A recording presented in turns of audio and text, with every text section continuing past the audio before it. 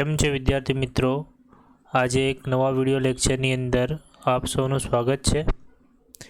આજે આપણે કરીશું પ્રકરણ નંબર 8 વિદ્યુત ચુંબકીય તરંગની આપણે શરૂઆત કરીએ તો એને આપણે અને આ જે છે પ્રકરણ નંબર 8 છે અને આ પ્રકરણને આપણે બે વિડિયો લેક્ચરની અંદર પૂરો કરીશું।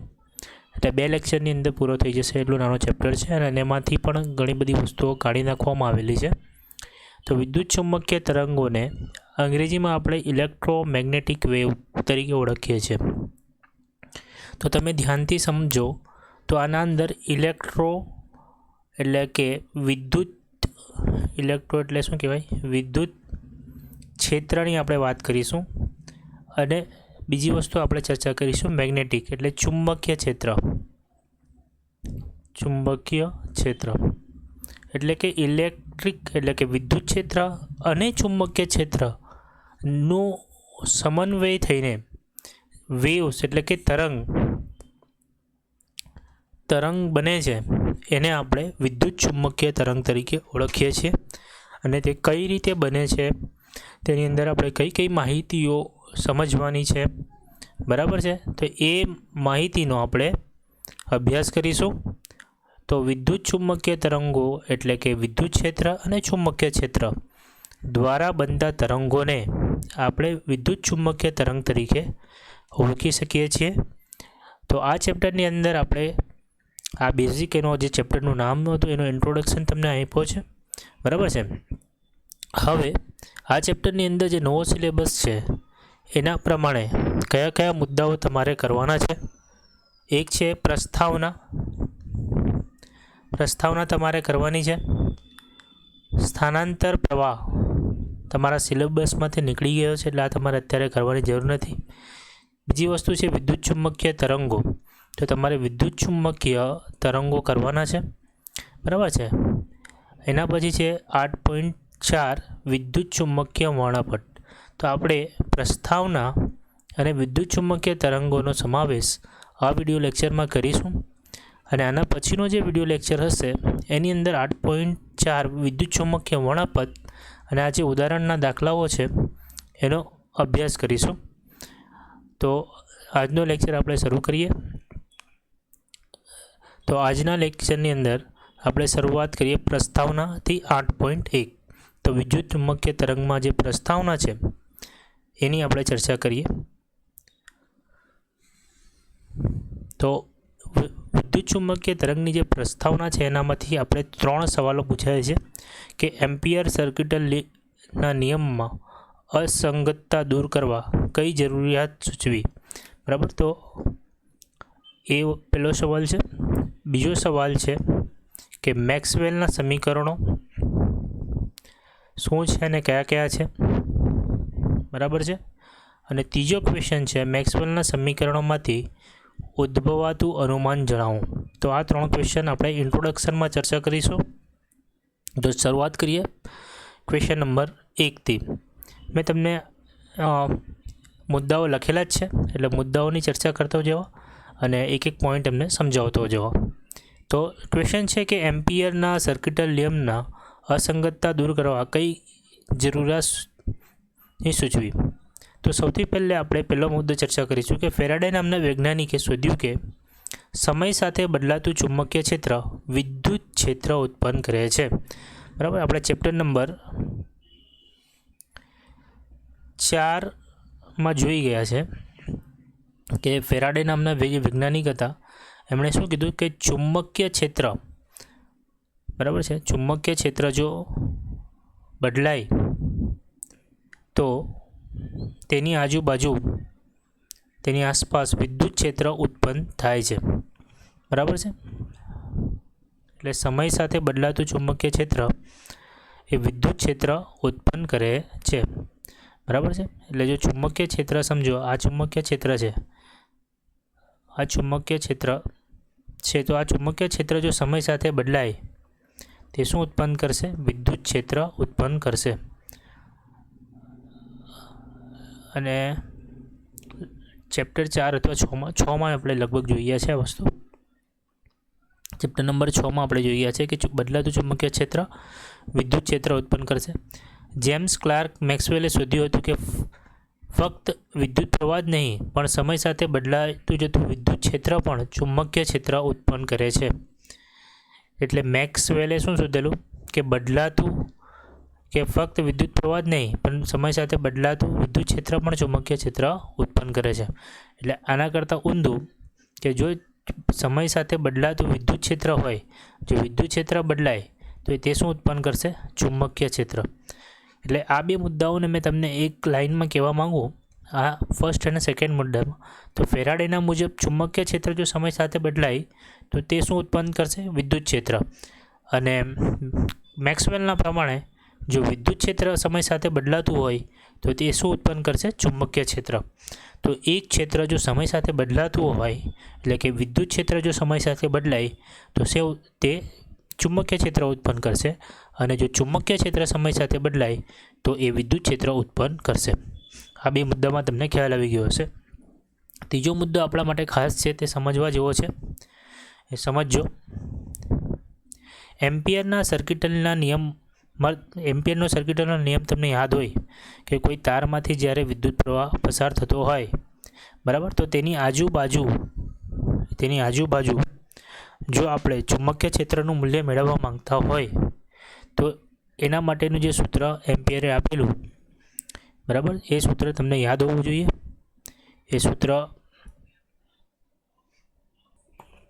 તે સૂત્ર છે BDL μ0 × I, એમ્પિયર સર્કિટલ લો. બરાબર, આ સૂત્ર આપણે ભણી ગયા છે. બરાબર છે, જ્યારે આપણે એમ્પિયર સર્કિટલ લોનો નિયમ ભણેલા ત્યારે આ સૂત્ર આપણે ભણેલા. તો એમ્પિયર સર્કિટલ નિયમની મદદથી સમય સાથે બદલાતા વિદ્યુત પ્રવાહ સાથે જોડેલ કેપેસિટરની બહાર, સમજો કે એક કેપેસિટર છે, બરાબર છે, તો એક કેપેસિટર, આ પ્રકારનું એક કેપેસિટર છે, એના એક સાઈડ પ્લસ ચાર્જ છે ને એના એ બીજી સાઈડ શું છે? માઇનસ ચાર્જ છે. તો શું કહે છે એમ્પિયર સર્કિટલ લો કે જો તમારે આ બિંદુ પર સમજો આ બિંદુ P પર શું લેવું હોય, તમારે એમ્પિયર સર્કિટલ લો લગાવવો હોય તો શું કરવું પડે? આ બિંદુની આસપાસ આપણે શું કરવું પડે? એક વક્ર વિચારવો પડે, અને આ વક્રના કારણે, આ બંધ લૂપના કારણે તમે આ બંધ લૂપમાં જો વહેતો વિદ્યુત પ્રવાહ તમે શોધી લો, અને μ0ની કિંમત તમને ખબર છે, તો BDL પરથી તમે ચુંબકીય ક્ષેત્રનું મૂલ્ય શોધી શકો છો. તો આ રીતે તમે કેપેસિટરના આ બિંદુ પર શું કરી શકો છો? આનો ઉપયોગ કરીને તમે એમ્પિયર સર્કિટલ લોનો ઉપયોગ કરીને તમે ચુંબકીય ક્ષેત્રનું મૂલ્ય શોધી શકો છો. પરંતુ મેક્સવેલ નામના વૈજ્ઞાનિકે એવું કીધું કે જો આ P બિંદુના સર્કલ જો આપણે આમ ન બનાવીએ અને આપણે એક 3D સર્કલ લઈએ, આ પ્રકારનું, આપણે આ વિસ્તારને જો આપણે ગોલ કરીએ, બરાબર છે, તો આ વિસ્તારમાંથી તમે જોઈ શકો છો કે આ જે કેપેસિટરના વચ્ચેના ભાગમાં કોઈ પણ પ્રકારનો વિદ્યુત પ્રવાહ જતો નથી. કેપેસિટરમાં કોઈ પણ પ્રકારનો વિદ્યુત પ્રવાહ જવા માટે આમાં માર્ગ નથી. બરાબર છે, કે કેપેસિટર તો બે પ્લેટ હોય તો બે પ્લેટ વચ્ચે ખાલી જગ્યા હોય તો વિદ્યુત પ્રવાહ અહીંયા સુધી જાય છે. તો જો તમે આ બિંદુ પર શોધવા માંગતા હોય ને તમે આ સર્કિટલ લૂપ લઈ લો, બરાબર, આ સર્કિટલ લૂપ તમે લઈ લો તો અહીંયાના ભાગમાં વિદ્યુત પ્રવાહનું મૂલ્ય શું થઈ જશે? 0. તો અહીંયા જો વિદ્યુત પ્રવાહનું મૂલ્ય 0 થઈ જશે તો એ ભાગમાં ચુંબકીય ક્ષેત્ર શું થઈ જશે? 0. પણ એવું બનતું નથી. બિંદુ P પર આપણને ચુંબકીય ક્ષેત્રનું મૂલ્ય મળે છે. તો આ જગ્યાએ જો આપણે એમ્પિયર સર્કિટ લોનો ઉપયોગ કરીએ છીએ તો આપણને એક વિસંગતતા એટલે અસંગતતા જોવા મળે છે. બરાબર, આ પ્રકારની અસંગતતા જોવા મળે છે કે જો આ બિંદુ પર જો તમારે શોધવો તો તમારે આ લૂપ જ લેવી પડે. જો કોઈ વ્યક્તિ કેપેસિટરને આવી રીતે સાંકળતી લૂપ વિચારે 3Dમાં તો અહીંયાથી અહીંયા સુધી એને કોઈ પ્રવાહ વહેતો દેખાતો નથી. તેના કારણે વિદ્યુત પ્રવાહ 0 લેવો પડે, અને વિદ્યુત પ્રવાહ 0 લે તો ચુંબકીય ક્ષેત્ર શું બની જાય? એનું 0 બની જાય. ખ્યાલ આવે છે તમને? તો આ જે અસંગતતા હતી એને દૂર કરવા માટે મેક્સવેલે એક નવા ટર્મની ઇન્ટ્રોડક્શન આપ્યું કે જ્યારે કેપેસિટરની પ્લેટ જે હોય છે તો વિદ્યુત પ્રવાહ અહીંયાથી અહીંયા જે પસાર થાય છે, બરાબર છે, એને જો આપણે IC નામ આપીએ, કરંટ જે તારમાંથી પસાર થાય તેને IC નામ આપીએ, તો આ વિભાગમાં પણ આ વિભાગમાં પણ વિદ્યુત ક્ષેત્રના ફેરફારના કારણે કોઈ વિદ્યુત પ્રવાહ પસાર થતો હોવો જોઈએ. એ વિદ્યુત પ્રવાહ આપણે ધારવો પડે. એ વિદ્યુત પ્રવાહને આઈડી એટલે કે ડિસ્પ્લેસમેન્ટ કરંટ એટલે કે સ્થાનાંતર પ્રવાહ, એટલે મેક્સવેલે આના અંદર આ બે ગેપની વચ્ચે એક અલગ પ્રકારનો પ્રવાહ એટલે સ્થાનાંતર પ્રવાહનો વિચાર કર્યો. અને પછી હવે તમે અહીંયા જો એમ્પિયર સર્કિટ લો લગાવો તો આમાંથી જે વહેતો વિદ્યુત પ્રવાહ તમને મળી શકે છે આઈડી. એ શું છે? સ્થાનાંતર વિદ્યુત પ્રવાહ. એટલે અહીંયાથી જ્યાં સુધી તાર હોય એટલા ભાગમાં આઈસી વહે છે, અને જો આટલા ભાગમાં જ્યારે કોઈ પણ પ્રકારનો તાર હોતો નથી ફિઝિકલ, ત્યારે આઈડી વહે છે, એટલે કે ડિસ્પ્લેસમેન્ટ કરંટ. એનો મતલબ એવો થાય કે જે વિસ્તારમાં આઈસી વહેતો હોય ત્યાં આઈડીની વેલ્યુ શું થઈ જાય? શૂન્ય, કેમ કે ત્યાં આઈડી વિદ્યુત પ્રવાહ વહેતો નથી, એટલે ડિસ્પ્લેસમેન્ટ કરંટ હોતો નથી. પરંતુ કેપેસિટરના મધ્ય ભાગમાં જ્યાં આપણે આઈડીને વિચારેલો છે તો ત્યાં આપણે આઈસીનું મૂલ્ય શું લેવું પડે? શૂન્ય. ખ્યાલ આવે છે? તો આપણે એક નવી ટર્મ ઉમેરવી પડે. જો આપણે આ પ્રકારની સર્કિટ લૂપને સોલ્વ કરવા માંગતા હોય તો એમ્પિયર નામના વૈજ્ઞાનિક પ્રમાણે આપણે એક નવું પદ ઉમેરવું પડે. એ નવું પદ છે સ્થાનાંતર પ્રવાહ. એ સ્થાનાંતર પ્રવાહને આપણે આઈડી વડે દર્શાવીએ છીએ. બરાબર છે ને? તો તમે આ ત્રણ મુદ્દાઓને વિસ્તારથી સમજી ગયા છો કે આ ત્રણ મુદ્દાની અંદર આપણે કઈ કઈ બાબતો ચર્ચા કરતા જ કરી. બરાબર છે? તમને ખ્યાલ આવી ગયો હશે કે એમ્પિયર સર્કિટમાં અસંગતતા કઈ રીતે હતી. બરાબર છે? આ ઉદાહરણથી, અને એને કઈ રીતે દૂર કરવામાં આવી. બરાબર છે? ખ્યાલ આવ્યો? ચલો હવે આપણે પ્રસ્તાવનાની અંદર આગળ વધીએ. મેક્સવેલ નામના વૈજ્ઞાનિકે સ્થાનાંતરિત પ્રવાહનું નિર્માણ એટલે કે સ્થાનાંતરિત પ્રવાહ છે એવી સાબિતી આપી. તેથી મેક્સવેલ નામના વૈજ્ઞાનિકે આગળના જેટલા પણ સમીકરણ હતા એ સમીકરણોમાં પોતાના સ્થાનાંતરિત પ્રવાહના પ્રમાણે જે બદલાવ થતા હતા તે બદલાવ કરીને પાછા એ સમીકરણોને લખ્યા, અને એ સમીકરણોને મેક્સવેલના સમીકરણો તરીકે નામ આપવામાં આવ્યા. તો આપણે વાંચીએ તો મેક્સવેલે વિદ્યુત અને ચુંબકીય ક્ષેત્રો અને તેના ઉદ્ગમ અને વિદ્યુત ઘનતાને સાંકળતા જે સમીકરણો ગણની રચના કરી તે સમીકરણને મેક્સવેલના સમીકરણો તરીકે ઓળખાય છે. જે બરાબર છે? અને આ ચાર સમીકરણની જે વાત કરી છે, તો આ સમીકરણ નંબર 1 ચેપ્ટર નંબર 1માં તમે ભણી ગયા છો. ગોસનો નિયમ વિદ્યુત ક્ષેત્ર માટે યાદ હોય તો બંધ લૂપમાં ઈ સંકલન ડી એ. બરાબર છે? આ બધી વસ્તુઓ તમને ખ્યાલ હશે. ક્યુ બાય એપ્સાઇલોન 0 ગોસનો નિયમ. બરાબર છે? એ જ સમીકરણ છે, બેઠું ને બેઠું જ. એના પછી ચેપ્ટર નંબર લગભગ 6ની અંદર આપણે ગોસનો નિયમ ચુંબકત્વ માટે જોયા. તો એ સમીકરણમાં જે ઈની જગ્યાએ આપણે શું લેતા હતા? બી ચુંબકીય ક્ષેત્ર ઇન્ટુ ડી એ, તો ડી એ જ રહેશે, અને એનું મૂલ્ય શું આવતું હતું? 0. પછી ચેપ્ટર નંબર 6માં જ આપણે ફેરાડેનો નિયમ ભણ્યા.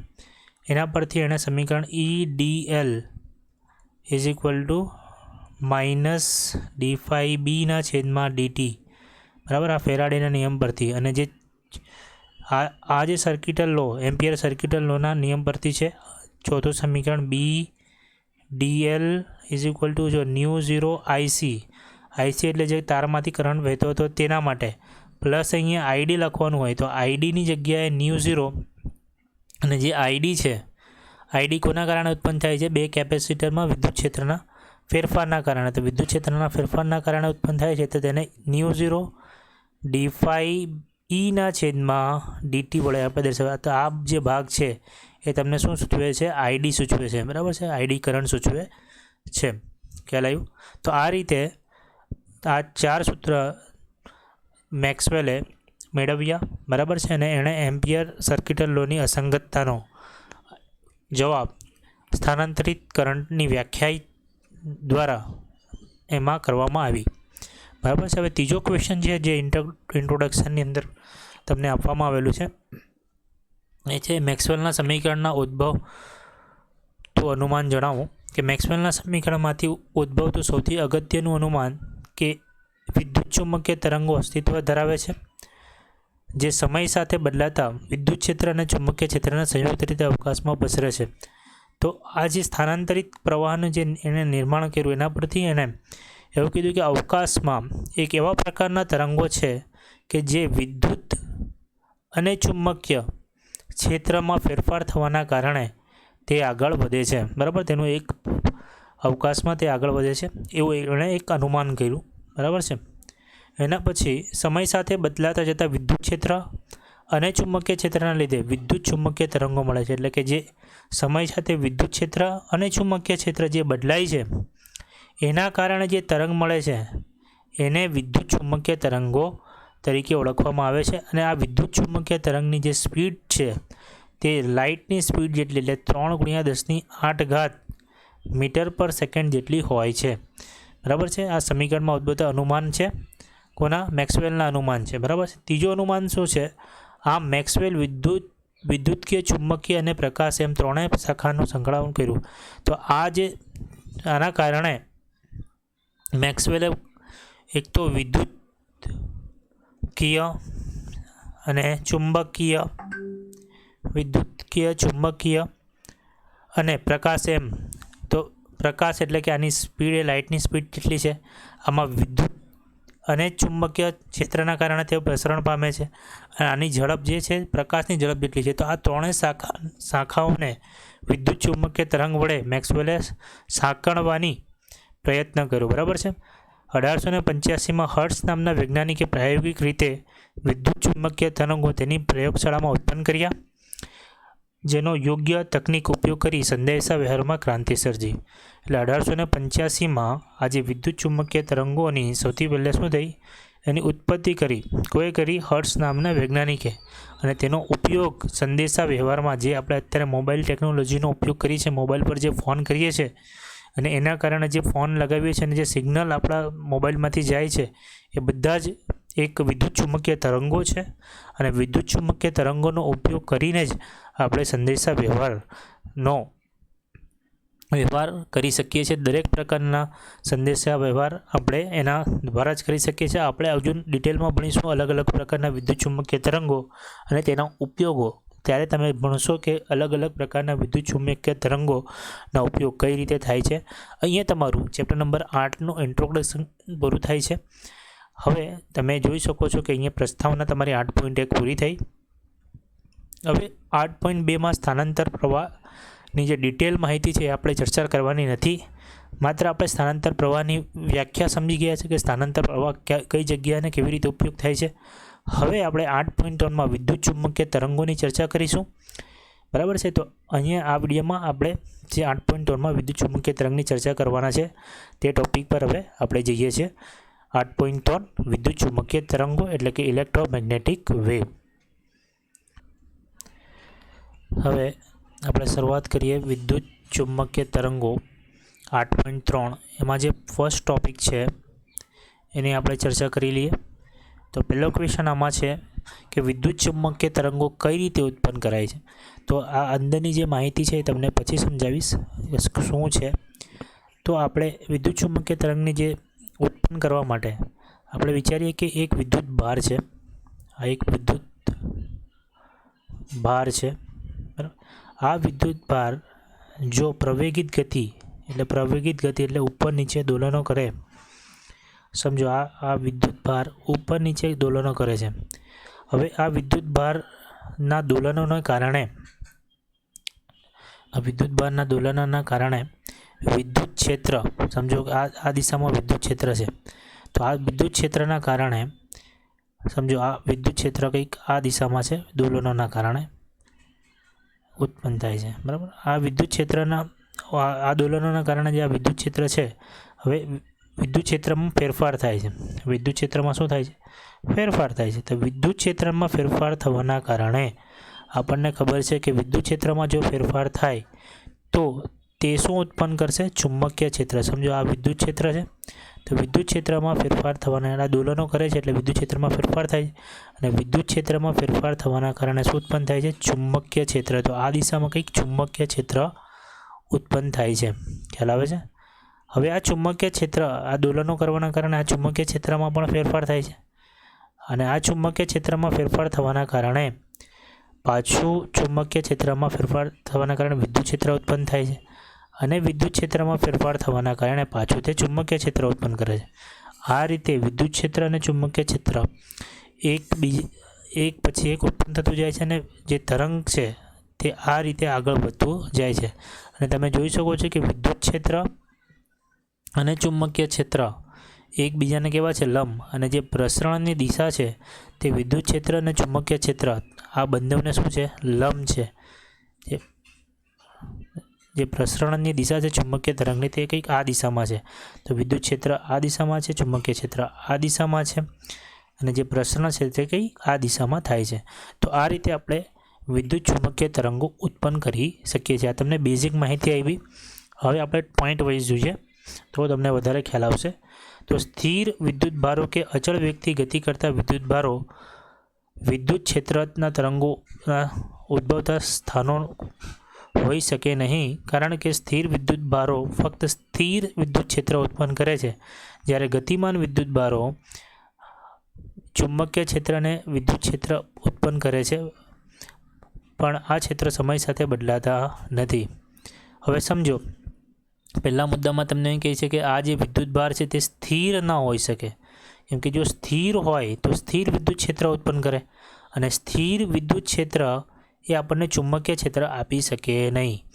આપણે ચુંબકીય ક્ષેત્ર જો જોઈએ તો બદલાતું વિદ્યુત ક્ષેત્ર જોઈએ, અને બદલાતું વિદ્યુત ક્ષેત્ર જ આપણને ચુંબકીય ક્ષેત્ર આપી શકે. એટલે જો સ્થિર હોય અથવા તો ગતિમાન હોય, એ બંને સ્થિતિની અંદર તે સ્થિર વિદ્યુત ક્ષેત્ર ઉત્પન્ન કરશે. તે શું ઉત્પન્ન કરશે? સ્થિર વિદ્યુત ક્ષેત્ર. અને સ્થિર વિદ્યુત ક્ષેત્રના કારણે આપણે ચુંબકીય ક્ષેત્ર ઉત્પન્ન કરી શકતા નથી. તો આપણે શું જોઈએ? બદલાતું વિદ્યુત ક્ષેત્ર જોઈએ. તો બદલાતા વિદ્યુત ક્ષેત્રના કારણે જ આપણે ચુંબકીય ક્ષેત્ર ઉત્પન્ન કરી શકીએ છીએ. બરાબર છે? તો મેક્સવેલના વાદ અનુસાર પ્રવેગિત વિદ્યુત ભારો વિદ્યુત ચુંબકીય ક્ષેત્રનું ઉત્સર્જન કરે છે. તો દોલનો કરતો વિદ્યુત ભાર એ પ્રવેગી ગતિનું ઉદાહરણ છે. જે દોલનો કરે છે ઉપર નીચે, એ કેવા પ્રકારની ગતિ છે? પ્રવેગિત ગતિ છે.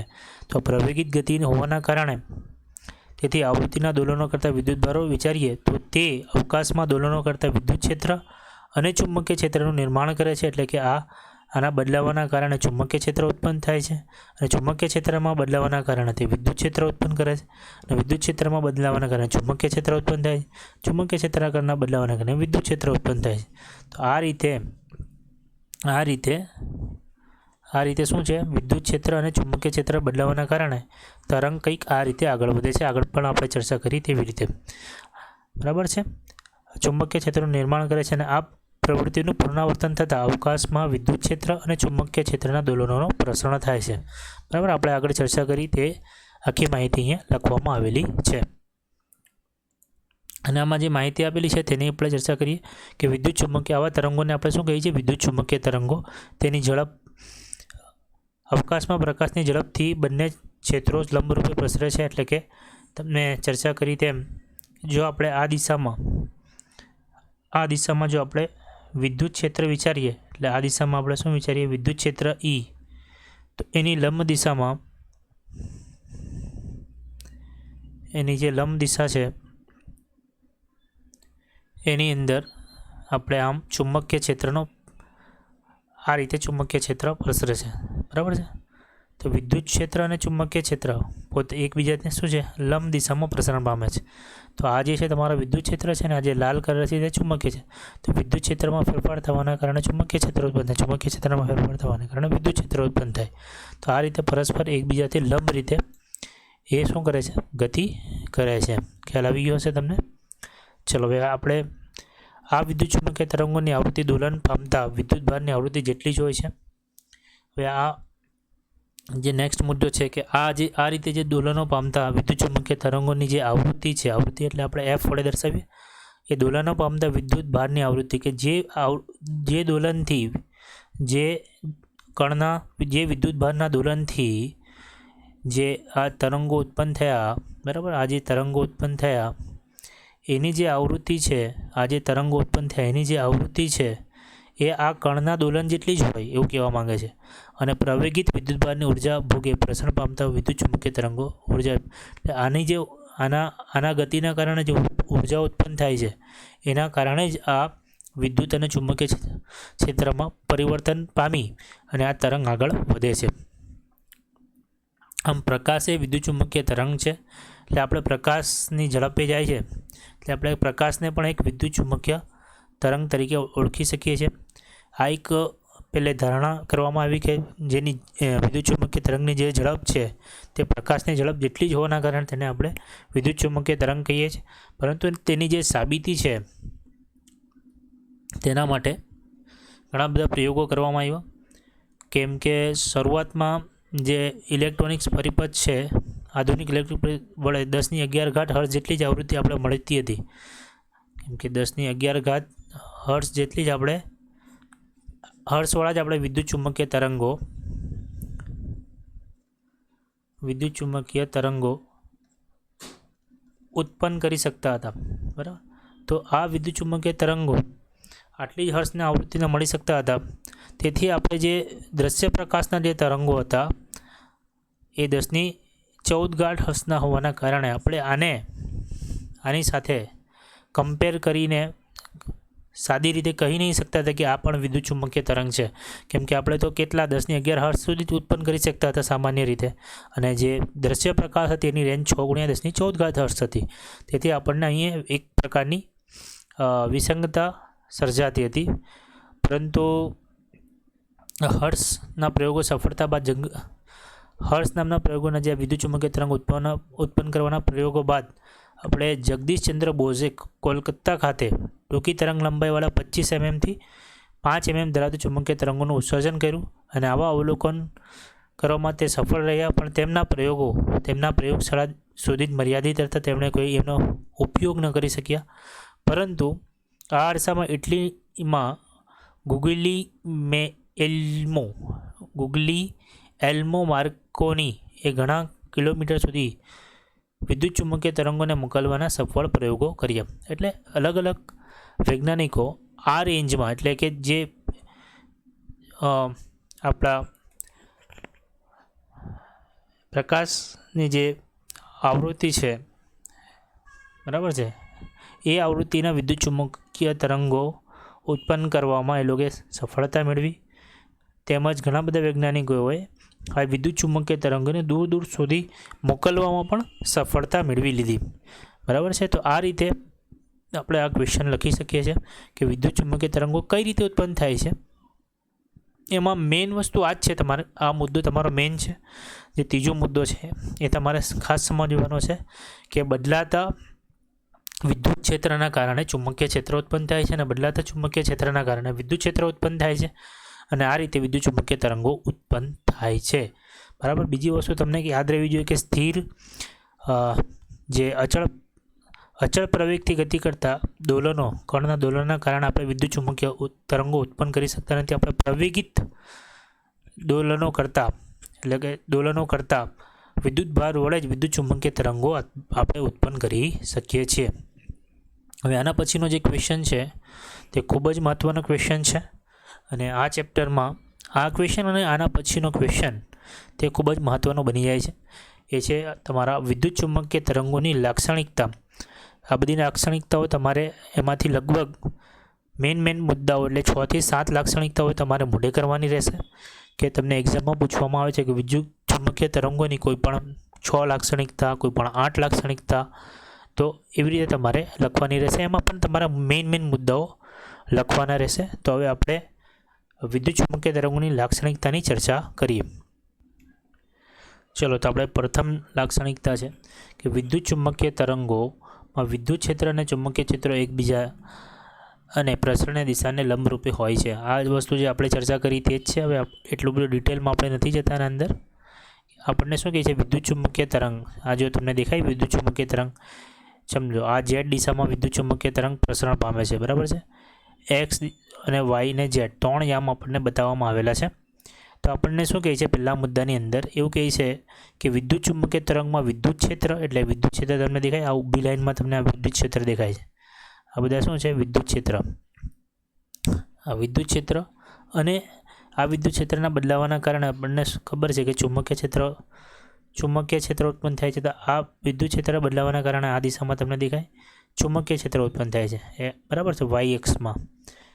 અને એ વાય એના કારણે બદલાવાના કારણે શું ઉત્પન્ન થાય છે? વિદ્યુત ચુંબકીય ક્ષેત્રમાં બદલાવાના કારણે પાછું વિદ્યુત ક્ષેત્ર ઉત્પન્ન થાય છે. તો તમે જોઈ શકો છો કે પાછું આ દિશામાં તમને નીચેની બાજુ તમને પાછું આ રેડ કલરનો જે ભાગ દેખાય છે એ વિદ્યુત ક્ષેત્ર છે, બરાબર. તો અને એના બદલાવાના કારણે વાય દિશામાં તમે જોઈ શકો, વાય અક્ષની દિશામાં પાછું આ છે તમારા માટે ચુંબકીય ક્ષેત્ર, બરાબર છે. આ ચુંબકીય ક્ષેત્ર છે અને આ વિદ્યુત ક્ષેત્ર છે. અને આ ચુંબકીય ક્ષેત્ર છે, બરાબર. આ તમારું વિદ્યુત ક્ષેત્ર છે, રેડવાળું ઉપરવાળો ભાગ તમારે આ તમારો પાછો વિદ્યુત ક્ષેત્ર થઈ જાય. તો આ રીતે આ આગળ વધે છે. તો તમે જોઈ શકો છો કે વિદ્યુત ક્ષેત્ર અને ચુંબકીય ક્ષેત્ર એકબીજાથી 90 ડિગ્રી પર છે. જો વિદ્યુત ક્ષેત્ર આમ છે તો ચુંબકીય ક્ષેત્ર આમ છે, તો બંનેની વચ્ચે જે ખૂણો બને છે કેટલો બને છે? 90. અને જે દિશામાં આગળ વધે છે તરંગ એ તોંડેવ એકબીજાથી કેટલા ડિગ્રી પર છે? 90 ડિગ્રી પર છે. તો આ એ જ વસ્તુ કહેવા માગે છે કે તોંડેવ એકબીજાથી 90 અંશના ખૂણા પર છે, બરાબર છે. તો તમે અંદરની લાઈન ન લખો તો પણ ચાલે કે કેપેસિટરમાં જે વિદ્યુત લંબ ઉત્પન્ન થાય છે તે આવી રીતે જ એકબીજાને લંબ હોય છે. મતલબ તમારે આ જે ડાર્ક લાઇનમાં લખેલું છે એ વસ્તુ તમારે સમજવાની જરૂર છે, અને એના પછીનું અંદરનું તમે વાંચી શકો છો. ચલો હવે આપણે નેક્સ્ટ બીજા મુદ્દા પર આવીએ. તો બીજો મુદ્દો આપણને કહે છે કે ધારો કે સમતલ વિદ્યુત ચુંબકીય તરંગો, ચાલો એ જ વસ્તુને તમને કહે છે કે ઝેડ દિશામાં વિદ્યુત ચુંબકીય તરંગો પ્રસરણ પામે છે. તો તમે એક્સ દિશામાં એક્સ દિશામાં તમારે શું બતાવવાનું હોય? વિદ્યુત ક્ષેત્ર છે. અને આ વાય દિશામાં તમે ચુંબકીય ક્ષેત્ર, તો આ તમારું થઈ જાય વિદ્યુત ક્ષેત્ર, આ થઈ જાય તમારું ચુંબકીય ક્ષેત્ર, અને આ તમારી પ્રસરણની દિશા. તો બધા એકબીજાને કેવા હોય? લંબ હોય, બરાબર છે. તો એક્સ અક્ષની દિશામાં હોય તેને ઈ એક્સ વડે દર્શાવવામાં આવે, વાય અક્ષની દિશામાં હોય એને ચુંબકીય ક્ષેત્ર એટલે બીવાય વડે દર્શાવીએ, બરાબર. તો એ જ વસ્તુ તમને કહે છે. અને બંને કેવી રીતે બદલાય છે? સાઇનના વિધેયો છે. સાઇનના વિધેયો એટલે 0થી શરૂ કરે, પાછો 0 પર આવે, પાછા આવી રીતે વધે. અને આ જે વસ્તુ છે, બીજું જે તરંગ તમને દેખાય છે આ તમારું વિદ્યુત ક્ષેત્ર. હવે જે ચુંબકીય ક્ષેત્ર હશે તે પણ આ રીતે ચાલુ થશે, 0થી ચાલુ થશે અને આ રીતે બદલાશે, બરાબર છે. અને આમ આ રીતે દેખાય છે તમને. તો એ જ વસ્તુ બંને કોના છે? સાઇનના વિધેયો છે. તો એ જ વસ્તુ તમને બીજા મુદ્દામાં કહેવા માંગે છે.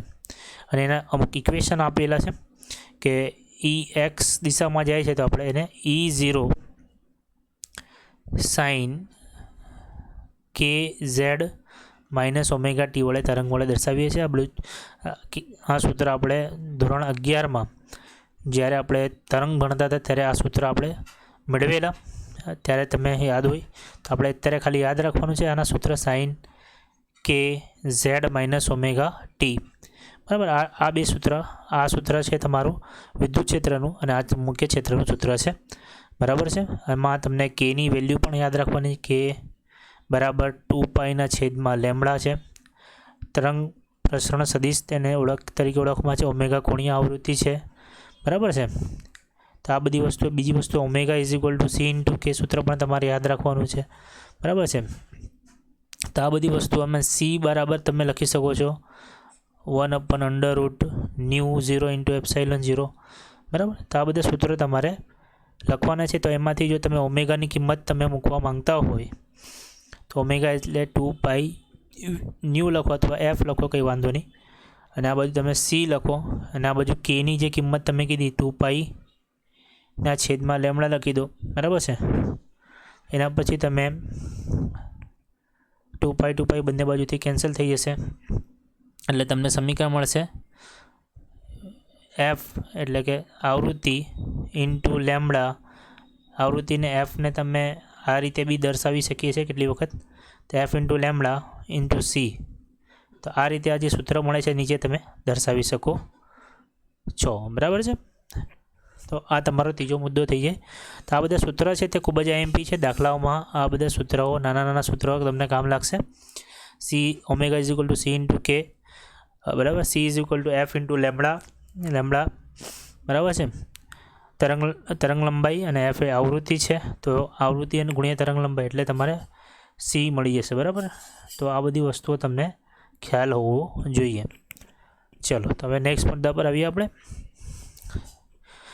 આ ખૂબ જ આઈએમપી મુદ્દો છે. આના પરથી ઘણા બધા દાખલાઓ સોલ્વ કરવાના છે તમારે.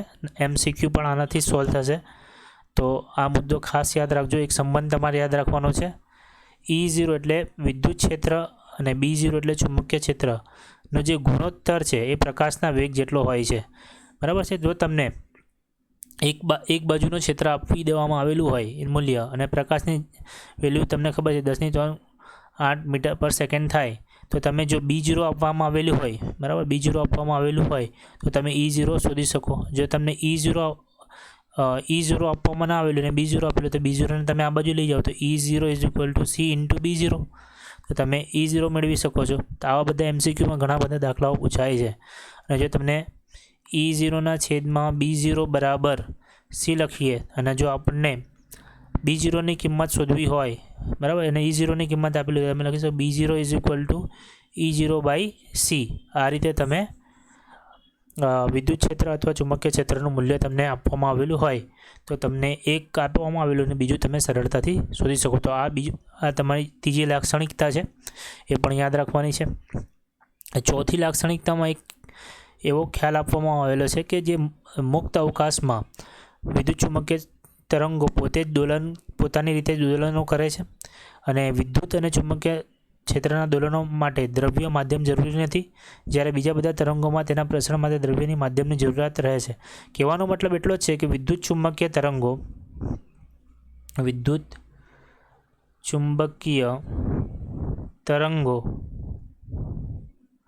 ને પ્રસરણ માટે માધ્યમની જરૂર પડતી નથી, બરાબર છે. પ્રસરણ માટે કોની જરૂર પડતી નથી? માધ્યમની જરૂર પડતી નથી.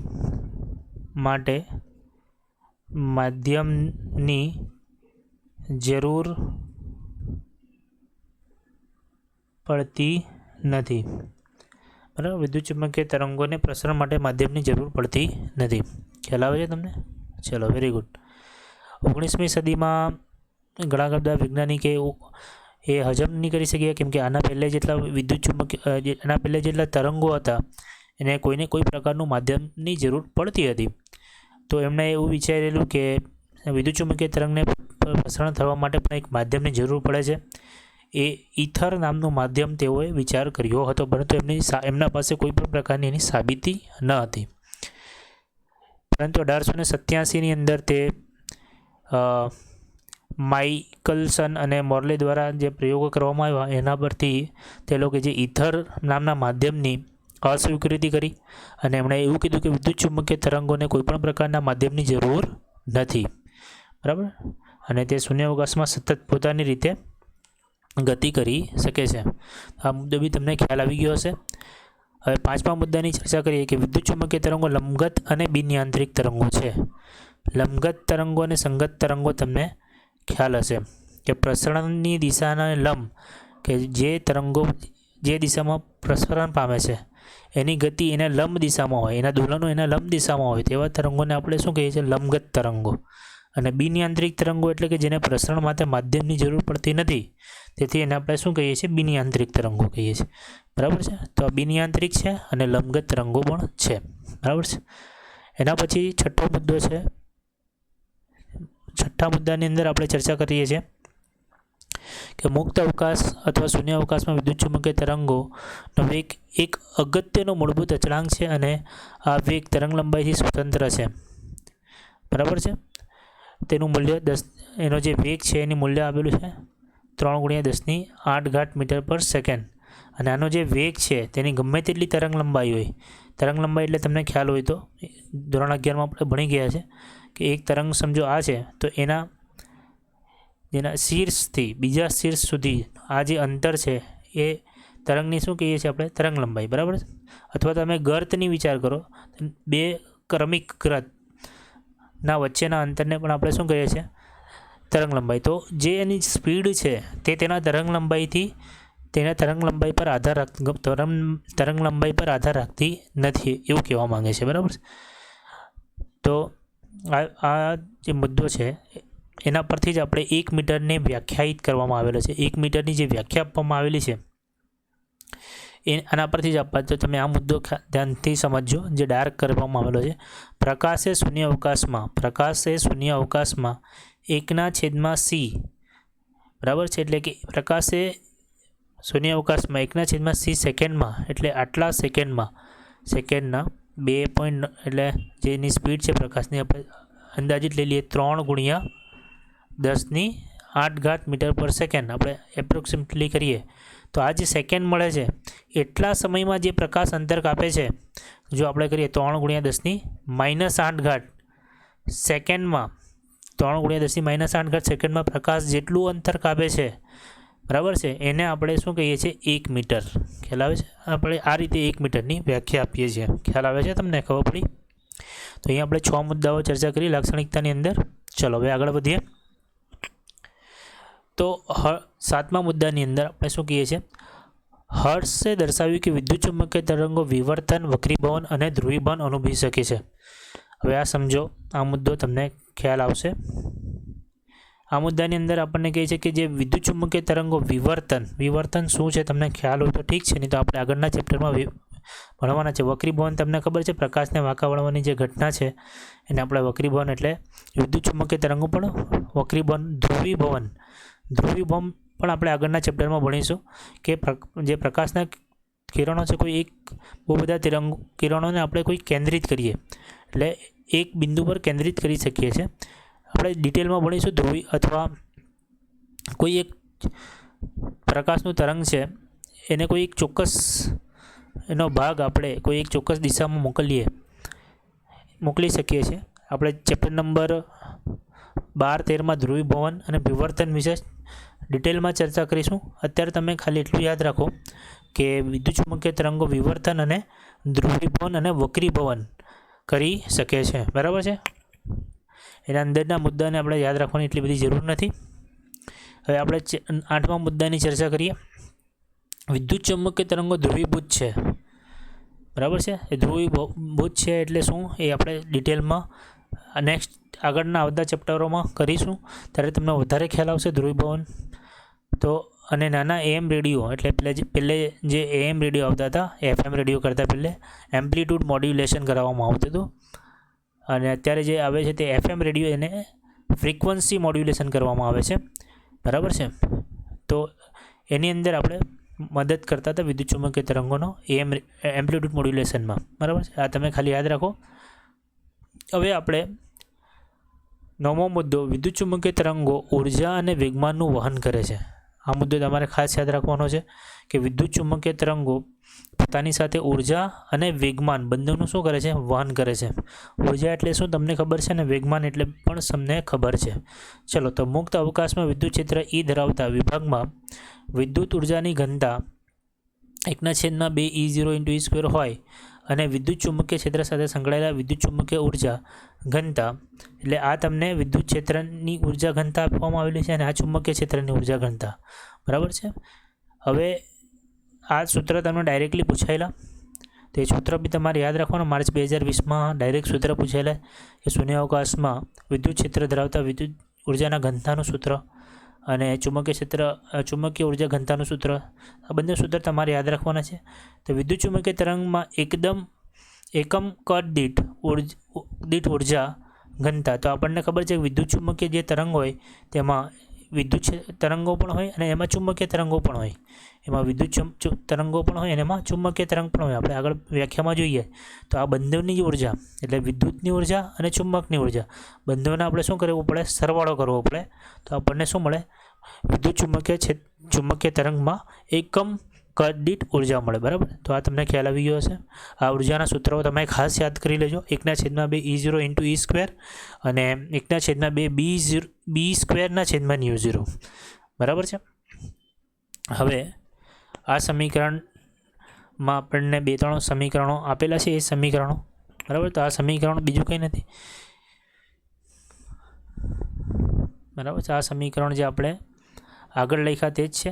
અહીંયા E0ની જગ્યાએ એપ્સાઇલોન 0 આવશે. જરા E0ની જગ્યાએ અહીંયા સુધારી દેજો. એપ્સાઇલોન અહીંયા આવશે એપ્સાઇલોન 0, બરાબર. E0ની જગ્યાએ આવશે એપ્સાઇલોન 0. તો એ સમીકરણ આપણે આગળ જે લખ્યા છે તે જ છે અહીંયા, બરાબર. એમાં બીની કિંમત તમને આગળ આપણે ચર્ચા કરી કે ઈના છેદમાં બી બરાબર સી થાય, તો એના પરથી આ લખેલું છે, બરાબર છે. અને સીની કિંમત ન્યુ 0 ઇન્ટુ એપ્સાઇલોન 0 થાય. તો આ સમીકરણમાં તમે જોઈશો એની જે કુલ ઉર્જા ઘનતા છે તે 1/2 એપ્સાઇલોન 0 E0 સ્ક્વેર, બરાબર, પ્લસ 1/2, બરાબર છે. 1/2 પરથી તમે બીની જે કિંમત મૂકો તો બીની કિંમત શું થઈ જશે? અહીંયા જો આ સમીકરણમાં જો તમે બીની કિંમત મૂકો તો E સ્ક્વેરના છેદમાં સી સ્ક્વેર થઈ જાય ને, E સ્ક્વેરના છેદમાં સી સ્ક્વેર. અને આ ન્યુ 0 તો છેદમાં રહેવાનું છે, આ જે છેદમાં ન્યુ 0 છે તે રહેવાનું છે, બરાબર. પછી તમારે E0માં અને સી સ્ક્વેરની કિંમત મૂકી દો નીચે, બરાબર. તો સી સ્ક્વેરની કિંમત જો આ સી છે તો બંને બાજુ વર્ક કરો તો સી સ્ક્વેર બરાબર 1/2 ન્યુ 0 ઇન્ટુ એપ્સાઇલોન. તો અહીંયા તમે કિંમત મૂકી દો સી સ્ક્વેરની. ચલો આપણે આગળ મૂકીએ. 1/2 એપ્સાઇલોન 0 E સ્ક્વેર પ્લસ 1, આ ન્યુ 0 છેદમાં છે, બરાબર. તો 2 ઇન્ટુ ન્યુ 0 આગળ લખી દઈએ આપણે. અને અહીંયા ઉપર આવી જશે E સ્ક્વેર અને છેદમાં સી સ્ક્વેરની કિંમત 1/ન્યુ 0 ઇન્ટુ એપ્સાઇલોન 0, બરાબર છે. અહીંયાથી તમે મૂકી શકો છો. ખ્યાલ આવે છે? હવે તમે શું કરી શકો છો? ચલો આમાંથી કયા કયા પદો ઉડી શકે છે તે જોઈએ. છેદનો છેદ ઉપર જાય તો આ તમને સમીકરણ મળે 1/2 E0 epsilon 0 E square plus 1/2 new 0. હવે આ છેદનો છેદ ઉપર જાય તો ન્યુ 0 ઇન્ટુ એપ્સાઇલોન 0, બરાબર છે. અને અહીંયા E સ્ક્વેર તો રહેશે જ ઉપર અંશનો, અને એના છેદમાં આવી જશે 1, કંઈ નહીં હોય તો આ ન્યુ 0 કેન્સલ થઈ જશે. એટલે શું બચશે અહીંયા? એપ્સાઇલોન 0, 1/એપ્સાઇલોન 0, 1/એપ્સાઇલોન 0. એટલે આ પ્રકારનું પદ મળશે. 1/એપ્સાઇલોન 0 E સ્ક્વેર વત્તા 1/2 એપ્સાઇલોન 0 E સ્ક્વેર. 1/2 1/2 એટલે 1 મળી જશે, એટલે E epsilon 0 into E square. ખ્યાલ આવે છે? તો આ સમીકરણ તમને વિદ્યુત ચુંબકીય તરંગની ઉર્જા ઘનતાનું જે સૂત્ર છે તમને આવી રીતે મળી જશે. હવે 10મા મુદ્દાની ચર્ચા કરીએ. તો વિદ્યુત ચુંબકીય તરંગો કોઈ સપાટી પર અથડાય, સમજો આ વિદ્યુત ચુંબકીય તરંગ છે તે કોઈ સપાટી પર અથડાય છે ત્યારે તે સપાટી પર દબાણ ઉત્પન્ન કરે છે, જેને વિકિરણ દબાણ કહે છે. આ સપાટી પર અથડાય છે શું ઉત્પન્ન કરશે? દબાણ. એને શું કહેવામાં આવે છે? વિકિરણ દબાણ, બરાબર. આ મુદ્દો તમારે યાદ રાખવાનો છે. અને કેટલું દબાણ ઉત્પન્ન કરે છે એ સમજો કે જો ટી સમયમાં કોઈ સપાટી પર આપાત થતી વિદ્યુત ચુંબકીય ઉર્જા, જો તેની ઉર્જા આપણે યુ લઈ લઈએ, જે સપાટી પર આપાત થઈ છે તરંગ, તેની ઉર્જા જો યુ હોય તો ઉર્જા સંપૂર્ણ શોષાતી હોય તો સપાટીનું મળતું વેગમાન, તે વેગમાનનું સૂત્ર તમે લખી શકો P = U/c, બરાબર. આ સૂત્ર તમારે યાદ રાખવાનું. જ્યારે સૂર્ય તમારા હાથ પર પડે ત્યારે હથેળીને મળતા વેગમાનનું મૂલ્ય અત્યંત નાનું હોય, તેથી આપણે દબાણ અનુભવી શકતા નથી.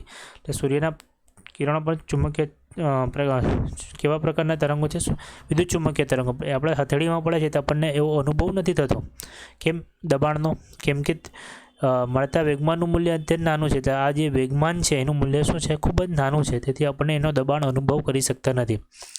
1903માં અમેરિકા વૈજ્ઞાનિક નિકોલસ અને હલના દ્રશ્ય પ્રકાશના વિકિરણ દબાણની માપની ચકાસણી સફળ થઈ. તે 1903માં આના દબાણની માપણી પણ કરી વૈજ્ઞાનિકોએ, નિકોલસ, કે આ વિદ્યુત ચુંબકીય તરંગ છે એ કેટલો દબાણ ઉત્પન્ન કરે સપાટી પર. તેનું મૂલ્ય 7 × 10⁻⁶. તમે જોઈ શકો છો કે કેટલું ઓછું દબાણ ઉત્પન્ન કરે છે, એટલે આપણને એનો ખ્યાલ આવતો નથી, બરાબર છે. તેની અલગ અલગ ક્ષેત્રફળ 10 × 10 સેન્ટીમીટરની જો આપણે સપાટી લઈએ, તેના પર જે વિદ્યુત ચુંબકીય બળ છે કેટલું બળ લગાવી શકે છે? 7 × 10⁻⁹ ન્યૂટન જેટલું બળ લગાવી શકે છે મહત્તમ, બરાબર. તો એટલું ઓછું બળના કારણે આપણે એનું અનુભવી શકતા નથી. ચલો 11મો મુદ્દો છે વિદ્યુત ચુંબકીય તરંગો ઉર્જાનું વહન કરતા હોવાથી સંચાર, એટલે આપણે રેડિયો, ટેલિવિઝન બધી જગ્યાએ તેનો ઉપયોગ કરી શકીએ છીએ. આપણે નેક્સ્ટ જે મુદ્દો આવશે વર્ણપટવાળો, એની અંદર ડિટેલમાં બધા અલગ અલગ વિદ્યુત ચુંબકીય તરંગોના ભાગ સમજીશું અને તેના અલગ અલગ ઉપયોગો સમજીશું. સૂર્યથી પૃથ્વી સુધી પ્રકાશનું ઉર્જાનું વહન કરે છે, જેથી પૃથ્વી પર જીવન શક્ય બન્યું છે. આ બધી વસ્તુ આપણને કોમન સેન્સ છે. વિદ્યુત ઉદ્ગમમાંથી દૂરના વિસ્તારમાં વિદ્યુત ક્ષેત્ર અને ચુંબકીય ક્ષેત્રના સદિશોના દોલનો સમાન કળામાં હોય છે. એટલે ઉદ્ગમ અહીંયા છે, ઉદ્ગમથી દૂરના વિસ્તારમાં, ખૂબ જ દૂરનો જો વિસ્તાર હોય ઉદ્ગમથી, તો વિસ્તારમાં વિદ્યુત ક્ષેત્ર અને ચુંબકીય ક્ષેત્રના સદિશોનો દોલન, વિદ્યુત ક્ષેત્ર આમ હોય અને જો ચુંબકીય ક્ષેત્ર આમ હોય તો એના જે દોલનોનો જે કળાનો તફાવત છે તે કળાનો તફાવત કેવો હોય છે? સમાન હોય છે. અને બીજી અને ખાસ ઇમ્પોર્ટન્ટ 14મો મુદ્દો છે E ક્રોસ બી. એટલે આપણને ખબર છે E ક્રોસ બી એટલે સમજો E આ બાજુ છે, બી આ બાજુ છે, તો E cross B, E cross B, cross ગુણાકાર તમે ધોરણ 11માં ચેપ્ટર નંબર 7માં ભણી ગયા છો. તો I ક્રોસ જે એનો જવાબ શું મળશે? કે. બરાબર છે. તો તમે જો આ દિશામાં I લો અને આને જો જે કેપમાં લો તો જે તમારી પ્રસરણની દિશા છે, વિદ્યુત ચુંબકીય તરંગની જે પ્રસરણની દિશા છે કે કેપમાં મળશે. બરાબર છે. એટલે તમને ખબર છે કે તોંડો એકબીજાને લંબ છે, એટલે આપણે ક્રોસ ગુણાકારનો ઉપયોગ કરીને E ક્રોસ બી કરીએ. સમજો આને I, તમને I જે અને કે, તમને ક્રોસ ગુણાકારનો નિયમ ખબર છે, આપણે આ રીતે કરતા હતા. બરાબર. તો I ક્રોસ જે ક્રોસ કે, તો અહીંયા જો આ I હોય, I દિશામાં એટલે X દિશામાં હોય, સમજો કે વિદ્યુત ક્ષેત્ર X દિશામાં છે. બરાબર છે. અને ચુંબકીય ક્ષેત્ર કે દિશામાં એટલે કે y અક્ષની દિશામાં છે, જે દિશામાં છે. તો I ક્રોસ જે, એની જે પ્રસરણ દિશા હશે તે કઈ દિશા હશે? Z Disha. I ક્રોસ જે, તો એ જ વસ્તુ તમને કહે છે I ક્રોસ બી. એટલે I ક્રોસ બી તમે જે પણ દિશામાં જે હોય, તો જે ક્રોસ કે હોય તો તમને જે ક્રોસ કે એટલે તમને માઇનસ કે દિશામાં એ મળી જશે. બરાબર. એટલે અલગ જે ક્રોસ કે તો માઇનસ I દિશામાં એનું મૂલ્ય મળી જશે. જે આ છે જે ક્રોસ કે એટલે કે દિશામાં એનું મૂલ્ય, I દિશામાં એનું મૂલ્ય મળી જશે. એટલે બે સદિશો જે દિશામાં હોય, વિદ્યુત ક્ષેત્ર અને ચુંબકીય ક્ષેત્ર, બંનેનો જો તમે ક્રોસ ગુણાકાર કરો, એનો જે જવાબ મળશે તમને, એ તમને પ્રસરણની દિશાનું મૂલ્ય આપશે. બરાબર. અહીંયા તમારો વિડીયો પૂરો થાય છે. હવે એક થિયરી બચેલી છે આ ચેપ્ટરની અંદર, તે તમને મળી જશે કાલે, અને એના પછી આપણે ચેપ્ટર નંબર 9 ચાલુ કરી દઈશું. ધન્યવાદ. મળીએ નેક્સ્ટ વિડીયો લેક્ચરમાં.